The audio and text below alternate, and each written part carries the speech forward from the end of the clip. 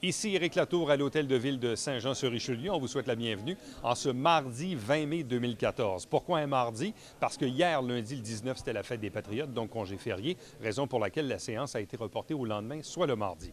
Parmi les sujets qui ont été traités à l'occasion de ce conseil, principalement le champ de tir à l'Acadie, qui dérange encore une fois, qui ne respecte pas les règles, notamment en raison du bruit excessif. Il y a même une compétition ou des compétitions à venir. Les citoyens en ont ras-le-bol. Les citoyens avaient déjà sensibilisé le précédent conseil. Visiblement, ce n'est pas terminé et même on parle de projets de développement.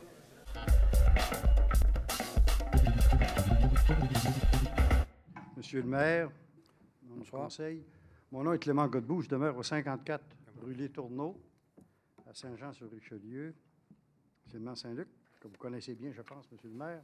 Oui. Et je voudrais rappeler qu'à l'automne 2013, dans cette salle, le conseil de ville avait adopté une résolution à l'unanimité pour indiquer son confort et les problèmes liés à la présence du champ de tir à l'Acadie. Depuis ce temps-là, il y a eu plusieurs gens, plusieurs personnes dans notre environnement, dans notre coin de Saint-Jean, si vous voulez, ont travaillé fort pour garder le dossier, s'en occuper, faire des démarches, expliquer les situations, voir, etc. Et à notre grande surprise, à notre désappointement, même à un moment donné un peu découragé, au début de mai, on a appris, on a lu sur Internet, on a trouvé une publicité payée par la Ville. Je vais la lire. Les membres du conseil municipal de la Ville de Saint-Jean sont heureux d'accueillir les membres. Il n'y a pas d'exception, là. Tout le monde est heureux d'accueillir les participants du 59e championnat canadien de tir à la trappe. L'organisation a visé juste en choisissant notre municipalité pour tenir ce prestigieux tournoi. Bienvenue chez nous. Monsieur le maire, les membres du conseil, on ne comprend pas bien. Parce que là, il y a une contradiction assez évidente. Ce n'est pas la résolution qui avait été adoptée, puis je pense qu'on vous a parlé à quelques reprises aussi, monsieur le maire, depuis votre élection, puis vous avez saisi assez bien la dimension. Malgré que le champ de tir n'est pas conforme, malgré les problèmes que les gens vivent, malgré la qualité de vie qui est maganée, malgré la quiétude des gens qui s'en vont, cette publicité nous frappe. Puis là, ils disent, écoutez, bon. Alors, cette publicité-là, monsieur le maire, si vous me permettez, c'est pas nous qui l'avons payée, ça, c'est sûr. Il y a quelqu'un qui a fait ça, puis a accepté de faire ça. Nous, on ne comprend pas, et on pense que ça démontre clairement, une telle annonce démontre clairement l'importance pour le conseil de prendre une décision une fois pour toutes face à ça. Et qu'est-ce qu'on veut dire par là? Les gens de la région qui travaillent sur ce dossier, c'est qu'on doit prendre toutes les mesures nécessaires pour s'assurer que le dossier soit corrigé. On ne peut pas être pour ou on ne peut pas être contre. Il n'y a pas de demi-mesure, il y a une décision à prendre. Nous avons ensemble, le groupe, préparé une résolution. Je ne serai pas plus long. M. Denis Corbeil viendra vous la présenter. Une résolution qui demande au Conseil de se prononcer contre. Une fois pour toutes, clairement. On ne verra plus d'annonces comme ça. On n'invitera plus les gens à venir nous placarder pendant une semaine de temps, 114 trophées. Vous voyez un peu, là, le problème en plein été. Encore un été brûlé pour ceux qui demeurent dans ce coin-là. C'est plus un champ d'amusement, c'est une grosse business. Ça doit être envisagé tel quel, ça doit être regardé tel quel, et ça doit être corrigé. Et si la Ville, le Conseil, décide ensemble de dire, écoutez, le champ de tir, il va rester là, puis nous autres, ce n'est pas de nos affaires, dites-nous-le clairement. À ce moment-là, on prendra les décisions qui s'imposent. Et je vous remercie beaucoup de m'avoir écouté, puis je vais demander à M. Corbeil de vous présenter la résolution si vous n'avez pas d'objection. Merci, monsieur.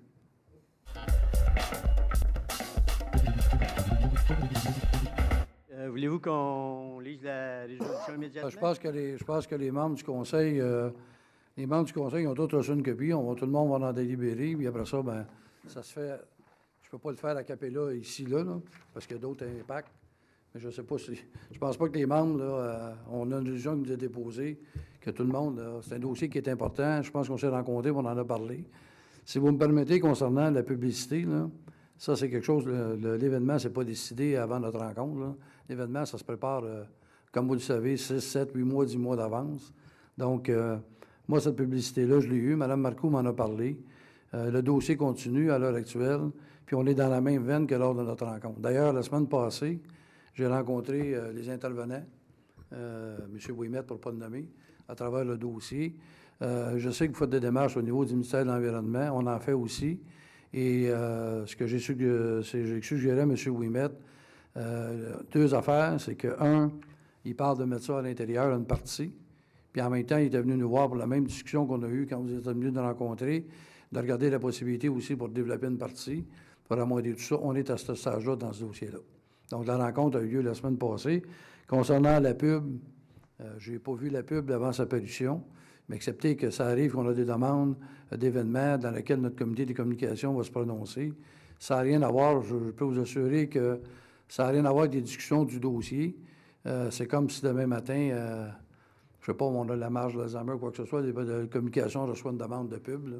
C'est accident de parcours en passant, ça s'est croisé, mais ça n'a rien à voir dans la démarche du dossier.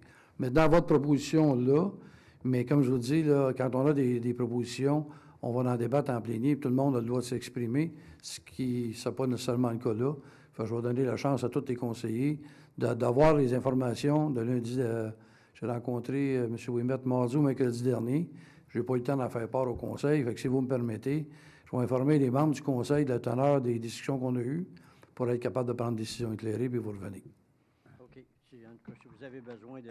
Non, mais je la garde et je la reçois. Mais moi, je veux juste vous rassurer, là, je suis la même personne que lors de notre rencontre. On est très conscient des inconvénients à travers ça. Mais comme je vous dis, c'est pas rien qui est pris à la légère. La rencontre, on s'est faite avec nos gens de direction, comme vous le savez. Puis en même temps, bien, là, on a les deux côtés. Puis à ce moment-là, ce qu'on veut faire, c'est présenter au conseil de la réunion que j'ai eue avec M. Ouimet. Il nous a demandé aussi des façons de pouvoir développer une partie de son terrain. Il faut que je vois M. Castonguay à travers ça. Ça touche un domaine qui n'est pas dans le coin de chez vous, là, mais proche de chez eux. Puis au même moment aussi, on a été saisi d'un autre projet là, qui est sur la route 104 pour aménager tout ça. Donc, dans le moment, je ne peux pas donner de réponse à M. Ouimet, mais il est très sensible à ça. Puis la rencontre qu'on a eue, ça faisait suite à la réunion qu'on a eue avec votre groupe à vous, en lui disant qu'il faut trouver des solutions au plus sacrant. Madame Marcoux, vous me disiez qu'à part l'environnement, c'est quel autre ministère là, qui est impliqué là-dedans? Là? Au niveau du ministère de l'Environnement, eux, ils ont demandé un avis sur la santé, un avis à la direction publique là, de la santé. Mais j'apprends que vous avez eu une rencontre la semaine dernière avec M. Ouimet. Ce que je déplore, c'est que quand il y a des rencontres comme ça, c'est nous, comme conseillers municipaux, qui avons à faire l'interface avec les citoyens. C'est nous qui avons été élus au mois de novembre. Ça serait peut-être agréable qu'on soit invité comme représentant du secteur pour être au courant. Bonne réunion, Mme Marcoux, il y avait 4 dossiers, là, c'était pas juste le chantier. Le chantier en est à une. Puis évidemment, quand ils nous demandent des rencontres, ils me disent on veut vous parler de certains dossiers. Puis c'est quand on a dû sur place, Stéphane était là, et à un moment donné, ils nous sortent les dossiers, puis ils nous parlent des dossiers, puis le chantier était dedans. Donc, au préalable, je n'avais pas une liste de dire je vais te parler de tel dossier, etc. Je suis bien d'accord, là, j'entends ce que vous dites, mais moi, ce que j'aimerais, puis je pense que la préoccupation des gens est là. Il y a une étude qui est venue prouver qu'ils ne respectent pas le règlement municipal. Il y a eu 2 études en passant, là. Oui, 2 études, c'est vrai, une par la Ville, une par le ministère de l'Environnement. Les 2 sont venus dire qu'ils ne respectaient pas le règlement municipal. On a une fin de semaine de tournoi qui s'en vient. J'ai bien hâte de voir si ça va se terminer à 17 h parce qu'il ne faut pas oublier que cette activité-là est dans le règlement de nuisance. Les activités ne doivent pas commencer avant 9 h le matin et se terminer à 17 h. J'ai bien hâte de voir cette année qu'est-ce que notre police va faire là, quand le téléphone va sonner vers 5h30. Quand on parle de développement, M. le maire, oui, je suis d'accord, mais je pense que je ne suis pas contre le développement à cet endroit-là, ça, du tout. Mais je pense qu'il y a une rencontre qui s'impose avec le propriétaire, avec la Ville, pour être capable d'éclaircir tout ça. Parce qu'on nous parle de développement, mais on nous parle de développement où? Si on nous parle de développement dans le boisé de la 104 en haut, où ce qu'à peine, là, un mois, on nous a déposé une pétition de je ne sais pas combien de 1000 noms qui ne voulaient pas qu'on déboise, bien là, on fait comme confronter deux citoyens, là, les citoyens d'un côté de la 104 et de l'autre côté. Puis on sait très bien que pour être capable de développer, il va falloir changer le zonage. Puis pour changer le zonage, bien, c'est les citoyens du côté de l'Acadie qui vont avoir le dernier mot parce que c'est les zones contiguës qui sont consultées pour faire une modification au règlement de zonage. Fait qu'il faudrait peut-être être... J'aimerais ça savoir, moi, c'est quoi qui s'en vient? C'est quoi qu'il nous propose? Il veut faire du développement. On sait que l'eau va monter sur la 104. Je ne suis pas contre, mais il veut développer où? Il veut faire un champ de tir intérieur. Lui-même, dans son document, parle de développement dans un horizon de 10 ans. Est-ce qu'on va attendre 10 ans pour régler le problème? Là, on parle d'un tournoi qui est là à la fin juin. On en a un autre qui s'en vient, là, au mois d'août.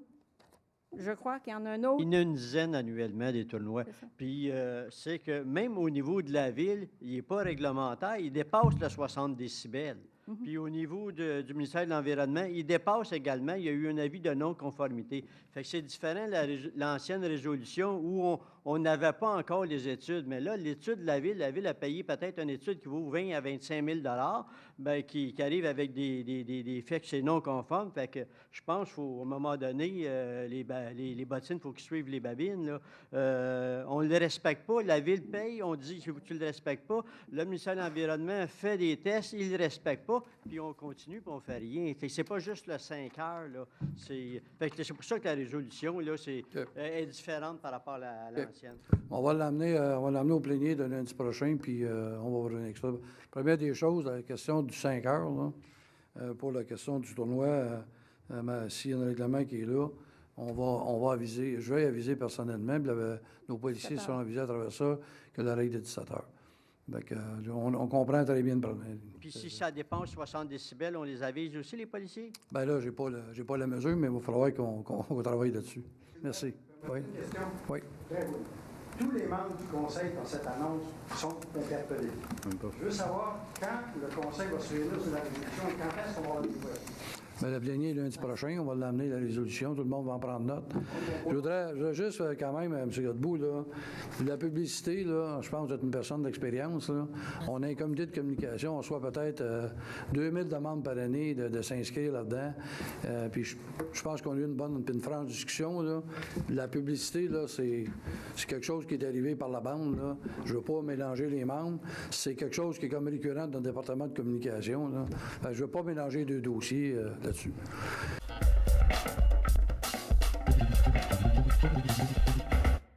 Monsieur Bessette. Oui. Bonsoir. Premièrement, j'aimerais déclarer dans mes intérêts pécuniaires avoir acheté la compagnie EJP. Je vais faire le dépôt à M. Daniel Desroches, qui est Stéphane Baudin ce soir. Autre petit point, j'aimerais féliciter Mme Lalonde pour le document qu'elle nous a fait parvenir. Je crois qu'elle est partie, malheureusement.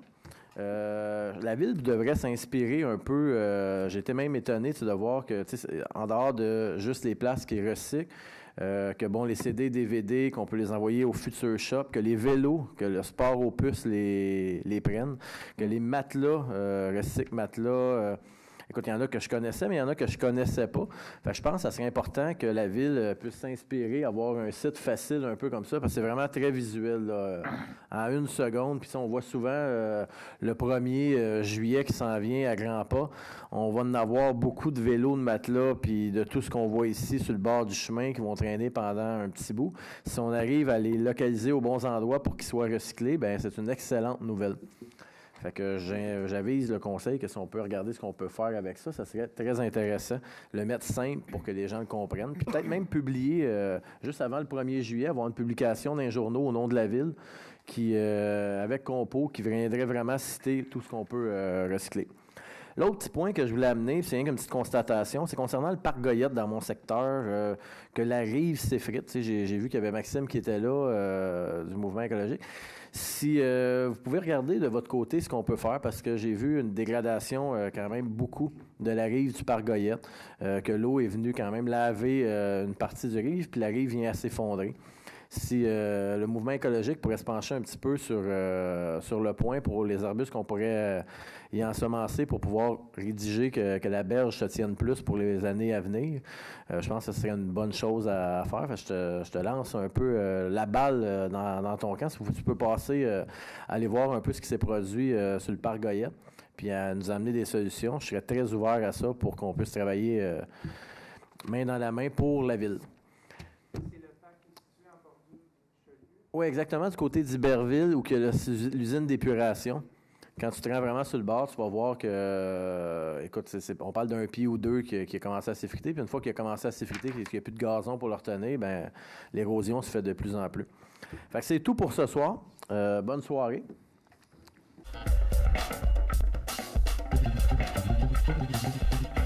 Bonsoir. Bien, tout simplement, je vais faire part aux citoyens et aussi en même temps à la direction générale le mécontentement, évidemment, de la lettre que vous nous avez fait part, M. Godbout, par rapport au champ de tir.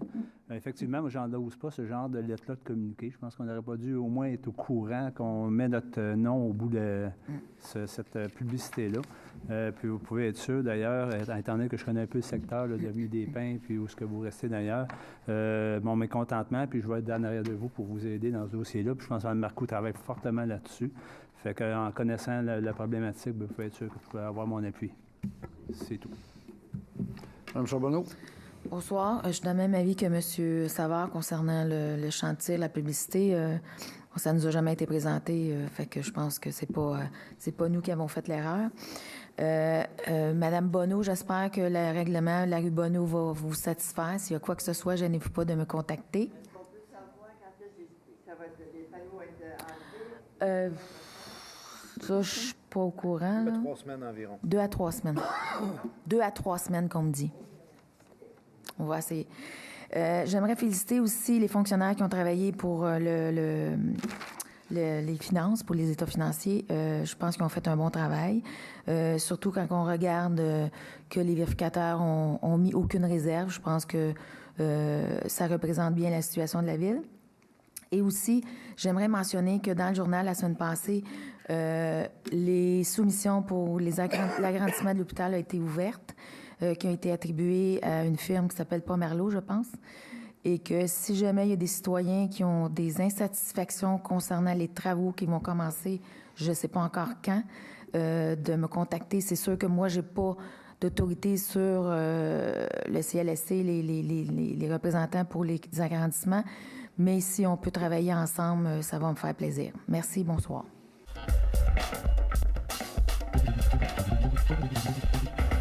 Oui, j'allais faire une farce, Mme Bonneau. 2-3 semaines, c'est quand même relativement court. Ça m'a pris 4 mois avant de faire installer un stop qui avait été approuvé au Conseil. Mais dans 2-3 semaines, c'est raisonnable. L'autobus, quand je vais Oui. pouvoir, je vais prendre le numéro de licence. Oui. Arriver avec le numéro de licence. Pour avertir le conducteur, la rue Bonneau, c'est pas un stationnement. Est-ce que c'est un autobus scolaire? Oui, c'est l'autobus scolaire. Je ne sais pas s'il vient au gym ou s'il vient travailler à tous les jours. L'autobus est là, puis il change de place. Prenez le nom de la compagnie, là, parce que... Le numéro de licence, c'est bon. Le numéro de licence. Ah. Oui. Oui, excellent. Le seul point sérieux que j'ai, c'est... moi aussi, je déplore en fait la publicité. Les membres du conseil municipal sont heureux d'accueillir les participants au championnat canadien de tir. C'est une coquille qui s'est glissée dans le système des communications. Mais je suis étonné d'apprendre ce soir que même suite aux 2 études, puis à la volonté du conseil de cesser les activités, qu'on en soit, on semble être à la case départ encore, puis j'apprends ce soir qu'il y a une possibilité de développement. C'est démontré que le chantier ne respecte pas la réglementation municipale. Ils ont des avis de non-conformité, mais en tant que concerné, on devrait prendre des mesures pour que les activités cessent. C'est tout. Excellent. Je vais continuer un petit peu avec M. Quentin et je vais faire très court. Je suis dans la même avis que le reste du groupe concernant les informations qu'on a eues face au champ de tir. Mais ce soir, je pense qu'on a des intérêts et je pense que suite à la séance, c'est quand même une séance qui qu'il y a des choses à retenir aussi. On a un positionnement au niveau financier. Je pense qu'on est un financier à se poser au niveau du surplus, à revoir notre positionnement. Je pense que M. Grenier a apporté des questions aussi qu'il va falloir pousser un peu plus loin, ça c'est sûr et certain, et en même temps se positionner aussi en tant que conseil au niveau de notre vision, qu'est-ce qu'on veut faire tout le temps avec les surplus qu'on a, en disant que je pense que les livres, la façon que ça a été fait, c'était bien présenté. Je pense que ça balance, mais le reste, c'est un positionnement. Et l'autre chose ce soir qui est quand même un bon intérêt aussi, c'est notre vision future au niveau de l'environnement. À partir de là, ce que Maxime a apporté ce soir avec Marie, je pense qu'il va falloir se poser une question sur c'est quoi notre position à Saint-Jean-sur-Richelieu au niveau de l'environnement dans le futur. Quel poids on veut y mettre, quelle force on veut mettre au niveau de l'environnement. Pas juste à dire on garde un arbre ou on ne garde pas un arbre, mais quel positionnement on veut faire à tout cet environnement-là, au transport actif, quel questionnement et quelles ressources on met à l'environnement, quelles ressources on met à l'environnement pour justement qu'il devienne efficace. Moi, je pense qu'il y a des questions à se poser. Le plan de conservation, il faut le pousser encore plus loin. Puis pour ça, pour moi, ce soir, ça vient vraiment me chercher. Et je pense que c'est une bonne séance ce soir, puis c'est une mise aussi à table pour les prochains mois. Ça, c'est sûr et certain. D'un autre terme, je reviens sur, vous avez reçu sûrement votre guide des loisirs et nos événements de retour dans le Vieux-Saint-Jean. Fait que j'espère de vous voir tous prochainement. Plusieurs activités vont être là dans le Vieux-Saint-Jean. Vous avez sûrement vu qu'ils ont commencé à défaire certains bâtiments. Je vous dis, l'ouverture au niveau du Richelieu, c'est magnifique. Si vous allez prendre un petit déjeuner aux Bonnes Sœurs ou vous faites le tour, vous allez voir, ça vaut vraiment la peine. Plusieurs choses vont se passer et en même temps, la Société de développement part l'été chaud cet été. Plusieurs événements vont avoir lieu là, fait que je vous conseille vraiment de lire ce guide des loisirs-là et j'espère vous voir là. Et deux autres choses aussi, vous avez la marche ce dimanche pour l'Alzheimer. Donc, je vous invite tous. Et en même temps, la semaine prochaine aussi, on a une belle activité pour Relais pour la vie. Ici à Armand-Racicot pour la marche, donc le 24 heures de marche. Donc sur ça, je vous souhaite une belle soirée.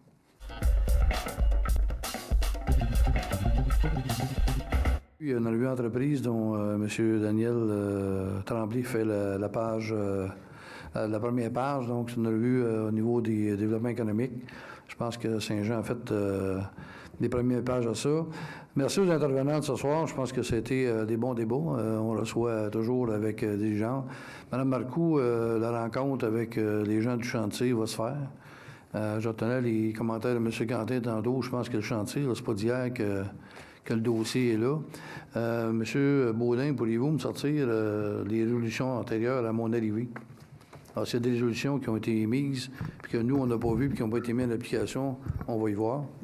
Maintenant, en ce qui concerne au niveau, je parlais de la ville militaire, on va fêter, vous savez tous, le 350e anniversaire de fondation du Fort Saint-Jean en 2016. Et au mois d'octobre 2016, ça va coïncider aussi avec le 100 ans de la Cité de Saint-Jean. Donc, il y a un comité qui est en place, un comité qui travaille déjà là-dessus. On a eu la remise des travaux du 325e, donc je pense que ça mérite d'être souligné. Au niveau des bonnes nouvelles qui vont vous être prises dans un avenir prochain concernant tout ce qui est le côté économique, il y a des beaux fleurons qui viennent s'installer sur le territoire. Il va y avoir la création d'emplois qui va être intéressante. Donc, on parle de projets très structurants. Ça coule un peu dans les veines. C'est important Et ça, c'est un élément important aussi pour offrir des services et répartir l'assiette fiscale entre les citoyens et au niveau des entreprises. M. Langlois mentionnait tantôt, pour les travaux du centre-ville, le dernier communiqué que j'ai eu, c'est dans le meilleur des mondes, en principe, le 30 mai, ça devrait être tout gazonné, parce que c'est ce qu'on va faire pour cette année, pour éviter la poussière, que ce soit plus agréable. À ce moment-là, ça va tout être verdi jusqu'à temps qu'on commence les travaux. Maintenant, dimanche, merci de m'avoir présenté. J'ai accepté d'être... on a lancé un défi des maires, le président d'honneur pour la marche de l'Alzheimer, mais avec les 3 préfets de la MRC, suite au congrès. Donc, on va être présent au Parc Beaulieu. Relais pour la vie, ça aussi, c'est hyper important. Une petite annonce en passant, s'il y a des amateurs d'homards, 13e édition, le 31 mai, 8 causes pour les enfants. L'année passée, on a remis 59 600 $ à des causes qui sont plus ou moins structurées pour venir en aide aux enfants de toute situation. Donc, on récidive cette année. Là, on est toujours entre 750 et 800 personnes. Donc, même si j'occupe le poste de maire, on ne laisse pas tomber notre côté qualitatif. Sur ça, merci aux collègues de débat civilisé. Merci des efforts que vous faites. Et à tout le monde, bon retour à la maison. Soyez prudents. Bonne soirée.